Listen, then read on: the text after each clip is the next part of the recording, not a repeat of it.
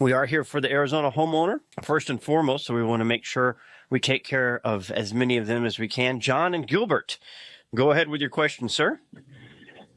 Good morning.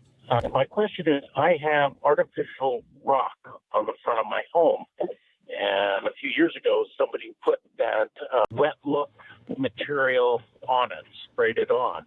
The problem that we're finding is that it's kind of turning milky and like it's trying to flake off. I tried to pressure wash it off, but I can't get a good coat to get it off. And it definitely has not been an enhancement to the house. Well, unfortunately, I'm sorry to hear that.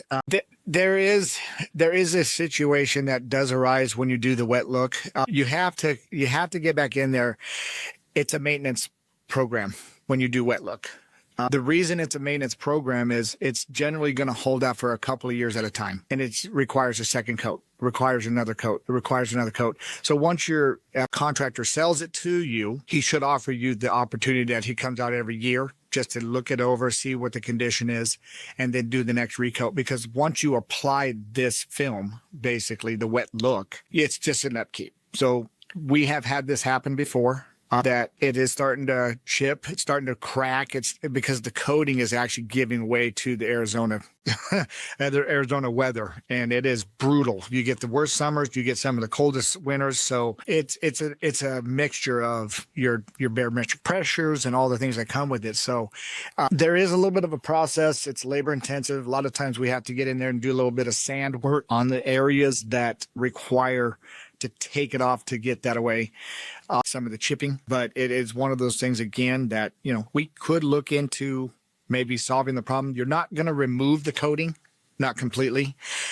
You just kind of have to. We had one scenario happen with one of our longtime clients. We had to put a matte finish over it, and then we went back in and did restaining of her stonework just to solve that problem. So it can be addressed, but it would have to be something we'd look at. And I think part of the issue that you're facing, John, is you said it's a decorative full finish. So that means behind it, it's probably a wood framed home, and you get a lot more moisture transfer happening from behind. So you could have water wicking from the back to the front, where you're not going to get that in a traditional masonry build.